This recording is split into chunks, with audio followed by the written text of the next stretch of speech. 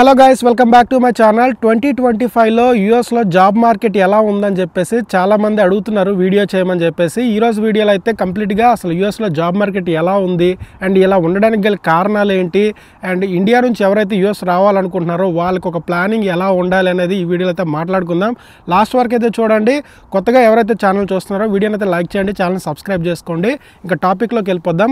First of all యూఎస్లో job market ఎలా ఉంది అని ఒక మాటలో చెప్పాలంటే చాలా వరస్ట్గా అయితే ఉందని చెప్పాలి. చాలామంది నేను చూశాను, మా ఫ్రెండ్స్ కూడా ఒక 3 to 4 మెంబర్స్ అయితే ఈ జాబ్ మార్కెట్లో ఉన్నారు. సో వాళ్ళు లిటరల్లీ చాలా స్ట్రగుల్ అవుతున్నారు జాబ్ తెచ్చుకోవడానికి. ఆల్మోస్ట్ 1 year నుంచి అయితే వాళ్ళు స్ట్రగుల్ అవుతున్నారు అనమాట ఈ జాబ్ తెచ్చుకోవడానికి. And thousands of applications apply చేస్తున్నా సరే జాబ్స్ కనిపిస్తున్నాయి లింక్డ్ఇన్లో కానీ లేదంటే చాలా వెబ్సైట్లో. బట్ అప్లై చేసినప్పుడు ఒక్క కాల్ బ్యాక్ రావట్లేదు అనమాట. అంత వరస్ట్గా ఉంది సిచ్యువేషన్. ఇంత వరస్ట్గా అవడానికి కారణాలు ఏంటనేది చూసుకుంటే మనకి ఫస్ట్ ఆఫ్ ఆల్ ఈ జాబ్ మార్కెట్ ఇంత వరస్ట్ ఎప్పటి నుంచి అయిందంటే మనకి కోవిడ్ ఎప్పుడైతే స్టార్ట్ అయిందో అప్పటి నుంచి అయితే ఈ మార్కెట్ ఇలానే ఉంది. బేసిక్గా ఏంటంటే కోవిడ్ టైంలో ఏం జరిగిందంటే మనకి ఈ ఇన్ఫ్లేషన్ అనేది యూఎస్లో చాలా వరకు అయితే పెరిగిపోయింది.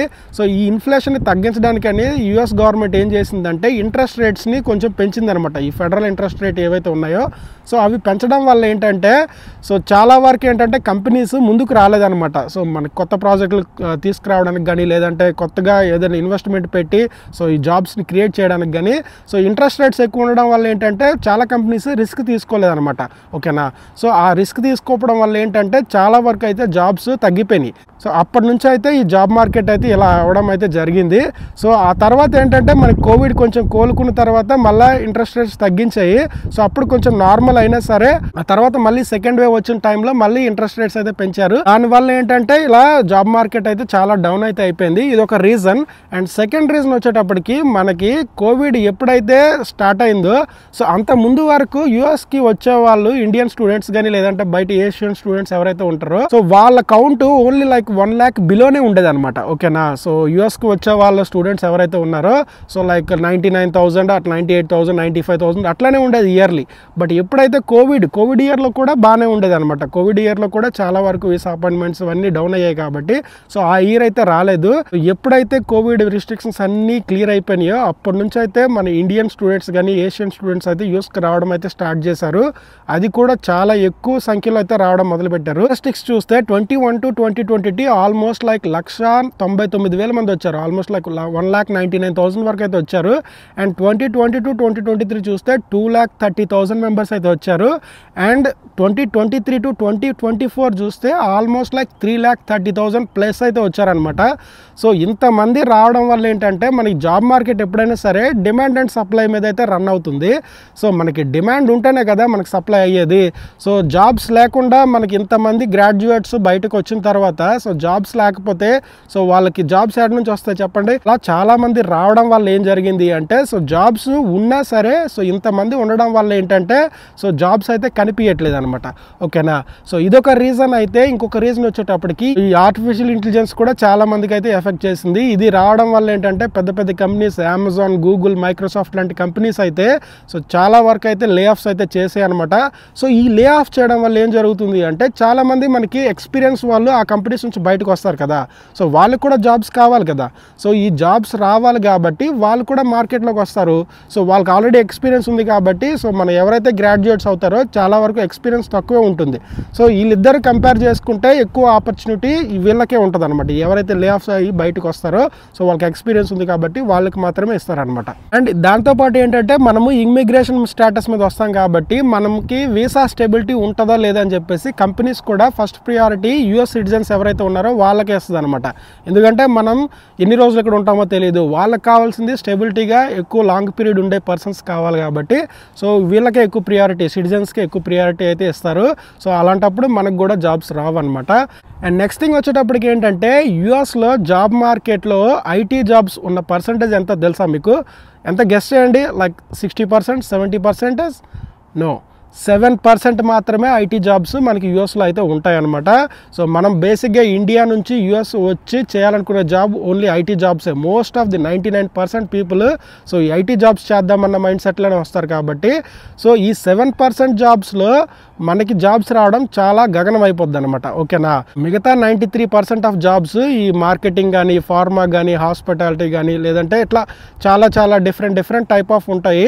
సో ఒకవేళ యూఎస్ సిటిజన్స్కి జాబ్ రాకపోయినా సరే వాళ్ళు స్విచ్ అవ్వగలరు ఆ కంపెనీకి, సో ఆ ఫీల్డ్లోకి. బట్ మనం అలా కాదు, మనం ఏదైతే వీసా మీద వస్తామో సో ఆ ఫీల్డ్లోనే వర్క్ చేయాల్సి ఉంటుంది. ఓకేనా, మనం స్విచ్ అవ్వడానికి అయితే అయ్యే పాసిబిలిటీ అయితే లేదు. ఎందుకంటే మనం ఏదైతే వీసా మనం మోస్ట్లీ లైక్ స్టూడెంట్స్గా వచ్చే వాళ్ళు ఎవరైతే ఉంటారో సో ఈ స్టెమ్ దీని మీద వర్క్ చేయాలన్నమాట. సో వాళ్ళు ఆ ఫీల్డ్ని దాటి బయటికి వెళ్ళడానికి లేదు. సో ఉన్న ఆ 7% జాబ్స్లో జాబ్ తెచ్చుకోవడం అనేది చాలా కష్టమైతే అయిపోయింది. సో ఈ వేరియస్ రీజన్స్ వల్ల ఏంటంటే యూఎస్లో జాబ్ మార్కెట్ చాలా డౌన్ అయితే అయిపోయింది. సో లిటరలీ చాలామంది అయితే స్ట్రగుల్ అవుతున్నారు జాబ్స్ తెచ్చుకోవడానికి. ఇన్ఫ్యాక్ట్ ఈ ఇయర్ H1B అయినా సరే ఒక్కరికి కూడా సో జాబ్స్ లేకపోవడం వల్ల ఎవరు కూడా H1B దగ్గరికి అయితే వెళ్ళట్లేదు. సో ఇలా అయింది సిచ్యువేషన్. ఇలాంటి సిచ్యువేషన్లో చాలామంది అడుగుతున్నారు ఇండియా నుంచి యూఎస్ రావడం కరెక్టా కాదా అని చెప్పేసి. సో యూఎస్ అనేది లైక్ ల్యాండ్ ఆఫ్ ఆపర్చునిటీస్ అనేది చాలా పెద్ద పేరు అయితే ఉంది. సో ఎవరైతే ఇండియా నుంచి యూఎస్ రావాలనుకున్నారో, ఎవరికైతే డ్రీమ్ ఉందో సో ఆ డ్రీమ్ని ఎప్పుడు వదులుకోకూడదు. మనకు రావాలనుకున్నప్పుడు అయితే 100% అయితే రావచ్చు. బట్ ఇలాంటి సిచ్యువేషన్లో అయితే కొంచెం ప్లానింగ్ చేసుకొని రావడం చాలా వరకు బెటర్ అనమాట. సో నార్మల్గా ఎవరైతే లైక్ మాస్టర్స్ చేసి లెర్నింగ్ చేసుకొని లైక్ లైఫ్ స్టైల్ చూద్దాం అనుకుంటున్నారో సో అలాంటి వాళ్ళకి ఎలాంటి ప్రాబ్లం లేదు, వాళ్ళకి ఫైనాన్షియల్గా బ్యాకప్ ఉంది కాబట్టి సో వాళ్ళకి ఎలాంటి ప్రాబ్లం అయితే లేదు. బట్ ఎవరైతే లైక్ లోన్ తీసుకుని లైక్ మాస్టర్స్ చేయాలన్న డ్రీమ్తోని ఇక్కడ యూఎస్లో కెరియర్ బిల్డప్ చేసుకుందాం అని అనుకుంటున్నారో వాళ్ళకైతే పర్టికులర్గా అయితే ప్లానింగ్ అయితే కావాలి. లేదంటే ఈ జాబ్ మార్కెట్లో పడి మనం ఒకవేళ జాబ్ తెచ్చుకోకపోతే మనకి ఇండియా నుంచి లోన్ తీసుకుని వస్తాం కదా, ఆ లోన్ అలానే ఉండిపోతుంది. సో చాలా వరకు బర్డెన్ అనమాట అది. ఈ సిచ్యువేషన్లో అయితే ఇండియా నుంచి ఎవరైతే యూఎస్ రావాలనుకుంటున్నారో, మాస్టర్ చేద్దాం అనుకుంటున్నారో, ఇక్కడ కెరియర్ స్టార్ట్ చేద్దాం అనుకుంటున్నారో అలాంటి వాళ్ళు అయితే ఒక ప్లానింగ్ అయితే ఉండాలి. బేసిక్గా ఏంటంటే మనం లైక్ ఈ సిచ్యువేషన్లో ఫ్రెషర్స్కి జాబ్ రావడం చాలా కష్టం కాబట్టి మీరు మాత్రం ప్రాపర్ ఎక్స్పీరియన్స్ అయితే ఉండాల్సి ఉంటుంది. ఎందుకంటే ఇక్కడ ఉన్న ఎక్స్పీరియన్స్ వాళ్ళతో మీరు పోటీ పడాలి అంటే మాత్రం ప్రాపర్ ఎక్స్పీరియన్స్ అయితే ఉండాల్సి ఉంటుంది. ఇప్పుడే మీది బీటెక్ అయ్యి వచ్చేద్దాం అనుకుంటే మాత్రం కొంచెం ఆలోచించుకోండి, ఒక ప్లానింగ్ అయితే చేసుకోండి. సో మనకి యూఎస్లో ఏంటంటే మనకి జాబ్స్ ఉంటాయి ఓకేనా, బట్ ఏంటంటే ఎక్స్పీరియన్స్ వాళ్ళకి, స్కిల్స్ ఉన్న వాళ్ళకి మాత్రమే ఎక్కువ ప్రియారిటీ ఉంటుంది అనమాట. సో అలాంటప్పుడు ఏంటంటే మీరు ఇండియాలోనే ఒక ప్రాపర్ ఎక్స్పీరియన్స్ తెచ్చుకోవడానికి అయితే ట్రై చేయండి. ఏదైనా కోచింగ్కి వెళ్ళండి, లేదంటే మీరు ఏదైనా జాబ్కి ట్రై చేయండి. ఒకవేళ జాబ్ వచ్చిందంటే మాత్రం సో 1 year 2 years ఎక్స్పీరియన్స్ ఉండడం చాలా వరకు బెటర్ అనమాట. అండ్ దట్టు మీకు అది చాలా హెల్ప్ఫుల్ అవుతుంది అనమాట. ఎందుకంటే మీరు ఆ జాబ్ చేసుకుంటూ ఎంతో కొంత మనీ సేవ్ చేసుకుని యూఎస్కి వస్తే మాత్రం మీకు ఈ పార్ట్ టైంలు ఇవన్నీ చేసుకోవాల్సిన అవసరం ఉండదు. సో ఆ మనీతోనే మీరు ఇక్కడ ఎక్స్పెన్సెస్ క్లియర్ చేసుకుంటూ మీ ఫోకస్ మొత్తం ఈ స్కిల్స్ డెవలప్ చేసుకునే దాని మీద పెట్టుకోగలరు అనమాట. యూఎస్కి రావడం అనేది చిన్న థింగ్ కాదు, చాలా పెద్ద థింగ్, లైఫ్ డెసిషన్ మూమెంట్ అనమాట అది. సో ఇక్కడికి వచ్చినాక ఏదైనా స్ట్రగుల్ అయ్యి ఏదైనా మళ్ళీ బ్యాక్ వెళ్ళిపోయే సిచ్యువేషన్ వస్తే ఆ బర్డెన్ని మీరు తీసుకోలేరు అనమాట. సో అందుకోసమే చెప్తున్నాను ఒక ప్లానింగ్ మీద. ఇన్ఫ్యాక్ట్ నేను కూడా రావడానికి చాలా స్ట్రగుల్ అయ్యాను. సో చాలా వరకు ప్లానింగ్ చేసుకొని వచ్చాను కాబట్టి చెప్తున్నాను. సో ఎవరైతే వద్దాం అనుకుంటున్నారో ఒక 1 year 2 years టైం తీసుకొని ఈ టైం లోపల ఏమవుద్ది అంటే యూఎస్లో జాబ్ మార్కెట్ కొంచెం సెటిల్ అవ్వచ్చు. సో మీకు సిచ్యువేషన్స్ అన్నీ అర్థమవుతాయి కాబట్టి ఈ టైంలో మీరు ఎక్స్పీరియన్స్ తెచ్చుకొని సో ఆ ఎక్స్పీరియన్స్తో రావడం చాలా వరకు బెటర్ అనమాట. అండ్ ఎవరైతే ఈ ఇయర్ ఇంకా వద్దామని ఫిక్స్ అయితే అయిపోయారో సో మీరు ఏం చేద్దాం అనుకుంటున్నారో మీకు క్లారిటీ అయితే ఉండాలి ఎట్టి పరిస్థితుల్లో.